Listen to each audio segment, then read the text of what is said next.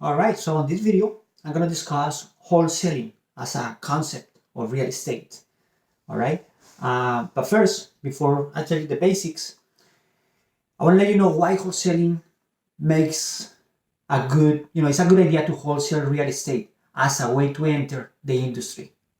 If you're visiting this channel, you probably have read books like Rich Dad Poor Dad, and any other piece of information that you got where you understood that real estate is a great vehicle to build wealth, right? So now you're ready to take some action, all right? But a lot of those books, they tell you, hey, yes, real estate is amazing, but they don't give you the details of how to acquire real estate because, to get into the business, it requires money, sometimes a lot of money. So one way you can just stay in your work and save the money and buy real estate, but I believe that's the slow way to do it. So that's why there is a beautiful strategy called wholesaling that basically allows you to enter the game with no money, no your own money, no credit, no nothing, just basically very low risk and very good way to enter the business. All right. So when we do wholesaling, what you become is a master negotiator, all right? And then you get paid for those skills. But that's, beyond learning real estate, actually, what I would say that the first thing you learn when you do wholesaling is negotiation, all right? And that's a skill that you will acquire, and then you will apply, it will stay with you for the rest of your life. And it's a great skill to have. All right, so again, the wholesaling is a very good way to enter real estate with no money and no credit, none of that. So that's what I'm going to assume you're going to do. Basically, it will remind me the way I started myself. No money, no parents that would give me money to buy real estate. So I have to go make my own money. All right. So let's analyze how a usual transaction works. All right. So first thing we're going to have here the seller. This guy is going to be called the seller. We're going to create here a contract to buy the property. Then here we're going to have the buyer. All right. All right. And this buyer will then, let's call this guy buyer number one. And then this buyer will usually fix the house, make it beautiful, and then we sell it. So then this buyer becomes the seller and then sell the property. This is the exit strategy. All right. So basically what it means is that, or the way it works is that we're going to try to buy houses that need a lot of work. Usually those are, what is called ugly houses. Those are houses that require a lot of work. And because they require a lot of work, this seller over here is kind of stuck with the property. Because if he has a beautiful top of the line property, he's not going to have any problem selling it. All right. But because his house is probably, it could be a lot of problems. It could be you got a flooded house or just outdated, maybe from the 70s, from the 50s, from the 60s. I don't know. So, or maybe he inherited it. His parents give it to them, but he doesn't want the property. So that creates an opportunity. All right. So these are the houses, and on every market, in out of the whole picture of the market, 100% of the market, these type of homes and these type of sellers are the minority. They are probably around 3 to 5%. Okay. Why? Because the rest, 95% of the market, they don't want to sell this ugly house. The way they want to sell it is through what is called retail. Retail market. Everybody wants top retail. Every seller basically wants top retail price.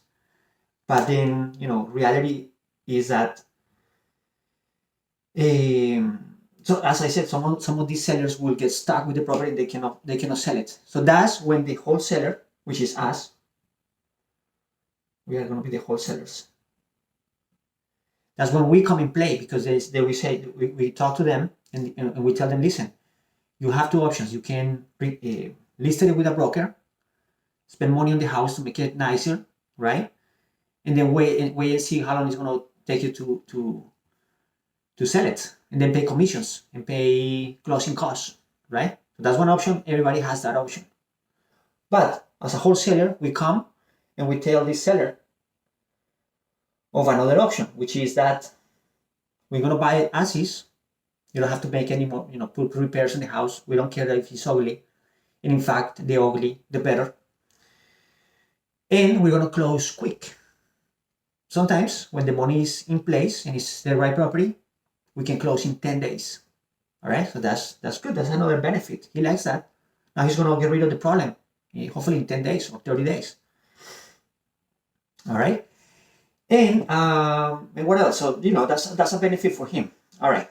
So that would be the reason why this guy would want to sell, because he has a property that is hard to sell. But if he sell it to us, now he has a way out on his project. All right. So again, let's go back to how the transaction works.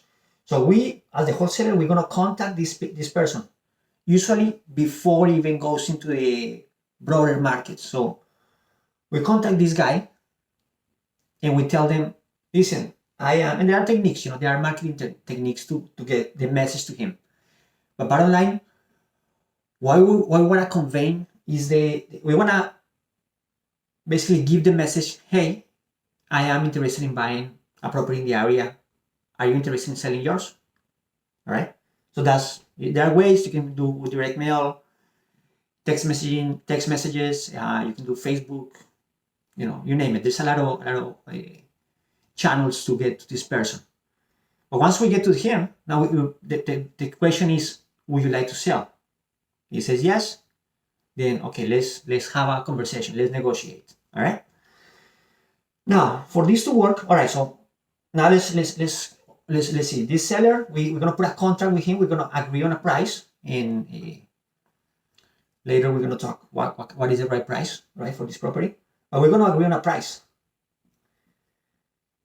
And once we agree on a price, we're gonna send him via electronic signature, software like DocuSign or HelloSign.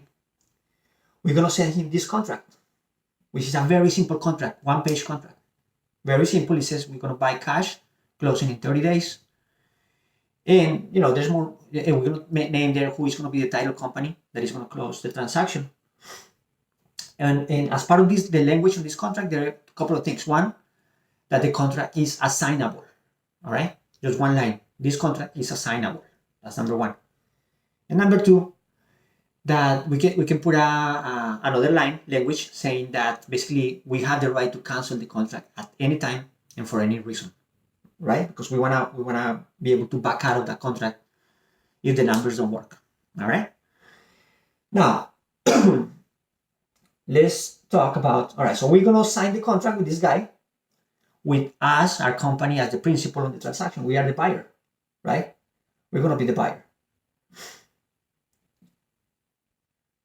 So we're going to sign it. And once we have signed it, now we have acquired what is called equitable interest on the property. All right. And that allows us to market the property for sale, not to sell it, but to market it, to offer it. So what we're going to do is now we're going to contact this guy, which should be now on a database of people in the area, investors in the area that specialize and they make their money buying ugly houses, renovating them, and make them beautiful, and then resell them to retail buyers. Most retail buyers usually when they want to buy a beautiful house. So if they want to buy a beautiful house, they come see this house, and they're like, that's ugly. I'm not going to buy it. All right. But once this guy comes in the middle, he makes it look beautiful. Now the retail buyer, now he wants it. Right? And he's willing to pay top price. He doesn't care. All right. So anyway, once we have the contract, we contact this guy, the buyer, the investor buyer. He's basically a rehabber, somebody that his goal is to fix the property, make it beautiful, resell it. So we contact this guy, and then again, there are also techniques how to find these guys on each market. And we're gonna tell him, I got this house under contract over here. Would you like to buy it? So he said, let me check it out. Let me check it out. He goes, inspect it. He come up with a budget of how much he's gonna need to spend to fix it. All right. And then let's just say the numbers work. So he say, yes, I'll buy it. All right. We say, oh, awesome. I'll send you right now the contract. How much is he gonna buy it? Obviously, we're gonna discuss prices in a second, but he's gonna buy it at a price that makes sense for him. So low enough that he's gonna be able to buy it, rehab it, and then be able to sell it at a price that the market already said that is a good price for the area. So once we agree on the price, we send this guy a contract. We create another contract. It's called the assignment contract. So it's a piece of paper, very simple. We say that we are now assigning this contract to this guy. So he will become right now the buyer. Okay? We're gonna assign it to him in exchange of an assignment fee. That's how we're gonna get paid, with the assignment fee. And he's okay with us making money here because he knows that we created value by coming here and negotiating with the seller. All right. So, all right. So he says, yes, I'll buy it. We sign this document. This is the second document that we sign. And now we're going to take this document, number one document here, and number two, we email it to a closing, a title company or a closing agent. Could be closing agent, or usually it's a title company. We send this to contracts and we tell them, listen, please go ahead and close that transaction. And that's it. They're going to take care of the actual closing. All right. I'm done with that. So just the next thing, on a transaction that is flawless, you send the two contracts and the title company then just ask you, okay, where do you want me to wire the money at the end? And you're done. That was your transaction. So that's, if you see this is a way that, as I said, will allow you to come negotiate this property, give him what he wanted, which is to sell it. All right. Give this guy what he wanted, the buyer, and give the overall market a beautiful house now in the neighborhood instead of this ugly house. So this is how wholesaling works. The basic concept is that. So yeah, by doing this, your document is this piece. The one piece of paper is the one that allows you to create this income for you. The assignment fee that you're gonna get is just based on one contract and your skill with negotiation with this guy. All right. So that way you got into the transaction with no money for you, no credit card, no credit report. It doesn't care. What is important is your skill. You need two skills. Number one, the skill to finding this guy, somebody that is motivated. So you're gonna need to learn how to do sales, follow-ups, because a lot of these guys will come and they're not ready to sell at the price that you need the transaction to happen for everybody to work. All right. So then you have to follow up with him. And so skill number one, as I said, finding this guy and following up with him. And skill number two, you gotta be a master of negotiation with him. And actually with this guy too. You might need to negotiate because these guys, they don't like to pay much. I always want to pay the lowest possible. So that's overall the basic concept of wholesaling. All right. So on the next video, I'm going to address pricing, how the pricing will work on this same transaction.